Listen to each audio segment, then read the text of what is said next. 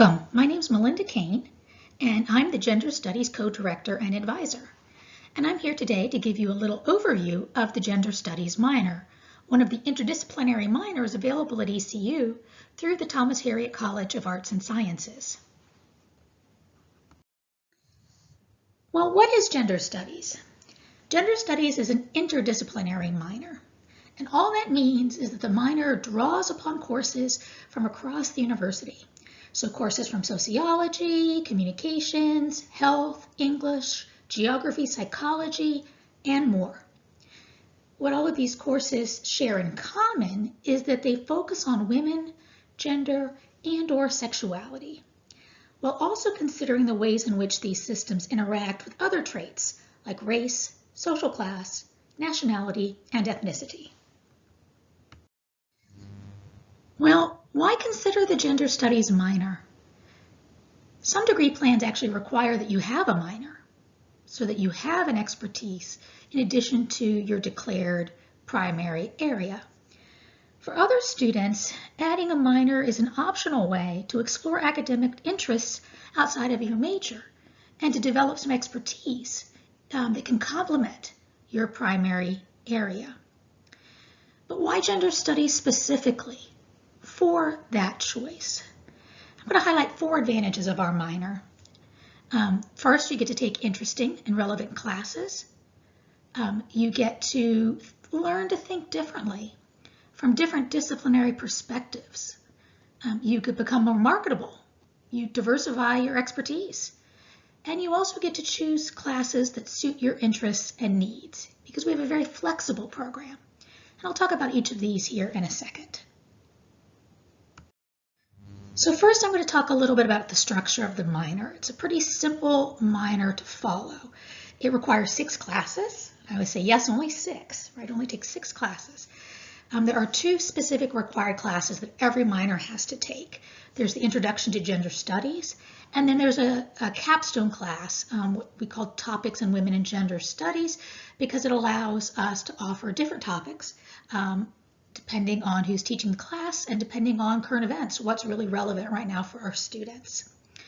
The other 4 classes are electives, gender studies electives, that students get to choose from a pretty long list of approved electives, and then I add anything new that comes along at the university as well if a new class is adopted that fits the focus on women, gender, or sexuality. And students get to choose which 4 classes they want. So this flexible structure makes it pretty easy to combine our minor with almost any major. 6 classes isn't that many, and there's ways to streamline it. For example, Introduction to Gender Studies counts as a social science general education class, so you can be meeting a university requirement while taking that class. I mentioned that one of the advantages of the Gender Studies minor is that you get to take really interesting and relevant courses. So here's just a small sampling of the kinds of courses that are offered that fulfill those 4 Gender Studies elective classes. You can see there's classes around film, around religion, around health. Some are gender focused, some are focused on women, some are focused on sexuality. And as I said, these are just a few of the classes that fit within the Gender Studies minor. So one of the great advantages of our minor is that there's really interesting, timely, relevant, and important classes that students can take. A second really valuable advantage of the Gender Studies minor is that the benefits you get of having an interdisciplinary minor. Academic disciplines use very different perspectives and techniques to study the world. I often like to compare it to like wearing a different pair of glasses. So depending on the glasses you're wearing, it's going to shape the way you view the world. And so a biologist is going to study people very differently than a psychologist or a philosopher will, right? Because they have that different worldview, that different set of techniques and approaches to understand knowledge, to understand their studies. Gender Studies minors are really advantaged because they get to learn to understand the world from multiple different disciplinary approaches because they're taking classes from different disciplines. And then through those different classes, they're learning how to integrate those different worldviews, those different disciplinary approaches. And this ability to think from different perspectives is an ability that's transferable, right? That you can apply to any problem or task, whether it's gender related or not. And that's going to help you in the workforce. That's going to help you as a citizen. That could help you in law school or other graduate programs. So this is a skill, the ability to think differently, to think from different points of view, and to be able to integrate those approaches is a really valuable skill that I don't think people always consider when adopting an academic plan. We've structured the gender studies minor to act as a complement to your major plan, to enrich it.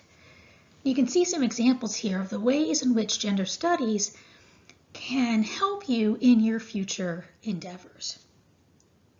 It can help you serve specific clients or customers.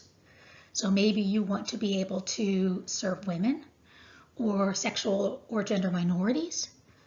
But it does more than that as well, because gender studies also provides a broad foundation for understanding the social world and how the world works. Because gender is everywhere, and everyone is gendered, not just women, not just members of the LGBTQ community.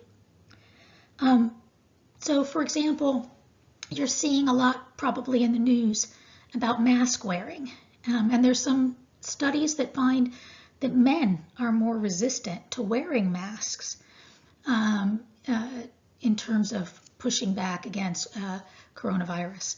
And there's some discussions about masculinity and how masculinity is defined as a potential explanation for this increased resistance to mask wearing, right? That's thinking about gender in a public health situation. On the other hand, there's also concerns about race affecting mask wearing among men and the ways in which the masks are perceived differently on men depending on their race, right? So you see that intersection of gender with other dynamics like race. That's the importance of gender in a public health setting. You can also see gender in a court case, Supreme Court case that's going to be decided this summer, right? Where the Supreme Court will be considering whether the existing federal civil rights laws protections around sex, whether or not those are also essentially include protections for LGBT people or not. So that's an example of gender happening and being relevant for law, being relevant for politics.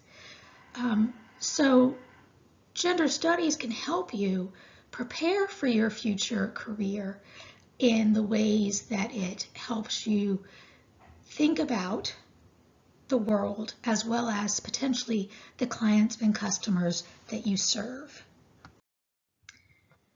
The last advantage of the minor is that we've allowed enough flexibility that students can really create the gender studies minor that best reflects their own interests. Because 4 out of the 6 classes can be chosen by the student, they can actually create themes if they wanted, based on their interests.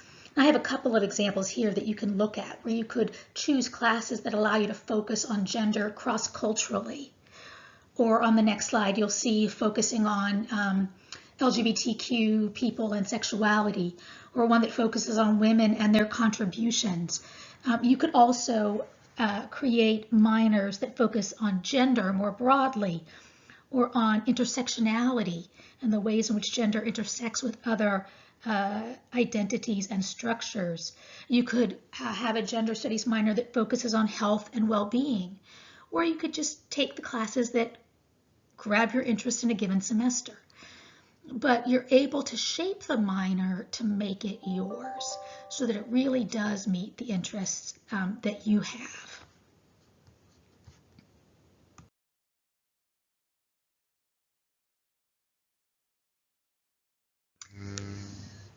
So if you're interested in the gender studies minor, or you're thinking about adding it to your academic plan, there are a couple of steps that you can take. One is you can enroll in that Introduction to Gender Studies course in the fall or spring. As I've mentioned already, this does count or can count as one of your social science general education classes. So I always joke there's kind of no cost, if you would, because it's going to fulfill a requirement whether you end up pursuing the minor or not. You can also reach out to me, Dr. Melinda Kane. I've got my email here. I'm happy to answer any questions you have over the summer. You're welcome to email me. I'm also really excited to see you in the fall, welcome you in the fall. And so I'm also happy to meet with students once we're hopefully all back together on campus. And you can also talk with your major advisor when you talk with them about the best way to add gender studies to your academic plan. But again, you're welcome to reach out to me. I'm always happy to discuss the minor with students, to answer any questions that you have. And I really do look forward to seeing you all in the fall as you start your time at ECU. Thanks so much. Bye.